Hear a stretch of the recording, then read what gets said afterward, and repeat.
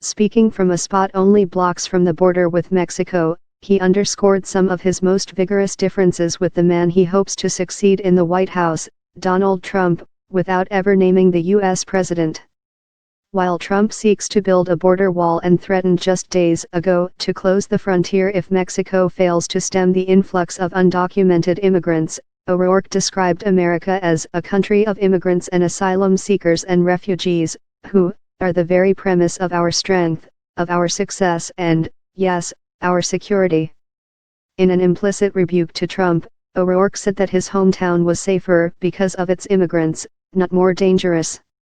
If elected, he said he would pursue comprehensive immigration reform, reunite immigrant families separated at the border, and bring millions more undocumented immigrants out of the shadows. Speaking energetically as he roamed about a stage with the sleeves of his Oxford shirt rolled, the 46-year-old listed his priorities: remaking an economy that works too well for too few and not at all for too many, moving toward high-quality universal health care, and seizing the nation's last best hope of averting a climate catastrophe.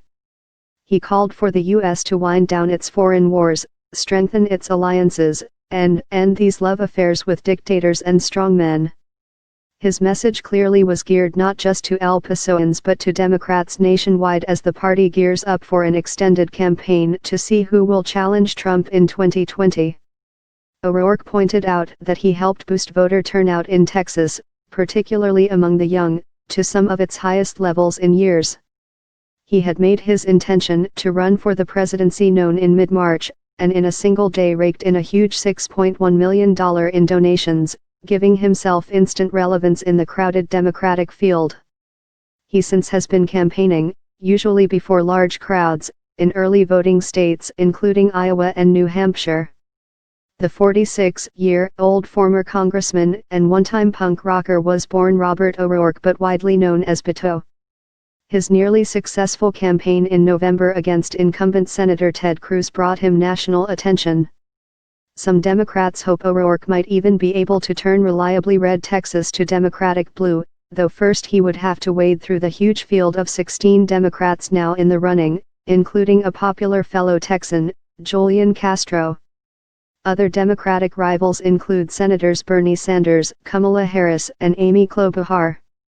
The Democratic frontrunner, former Vice President Joe Biden, is not even officially in the race, but polls show him as the leading contender for the party's nomination, with 29.2% support, according to the Real Clear Politics average of the 6 latest surveys. Sanders is second at 21.8%, followed by Harris at 9.8% and O'Rourke at 9.2%. The newest rising star of the pack is Pete Buttigieg, 37, the mayor of South Bend, Indiana, and a military veteran, who would be the youngest and the first openly gay president should he win.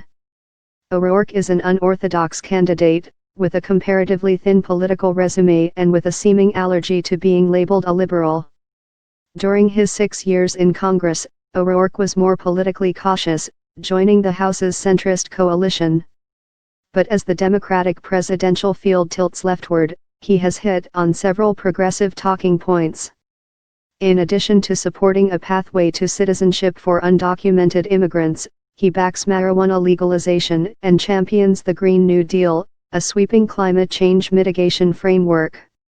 He called Saturday for paid family leave, equal pay for women, and an end to for-profit prisons. On his first major campaign tour, which took him to 8 states including New Hampshire, South Carolina, and Ohio, he met people in coffee shops, school gyms, and taquerias, offering a unifying vision packed with optimism but short on policy specifics.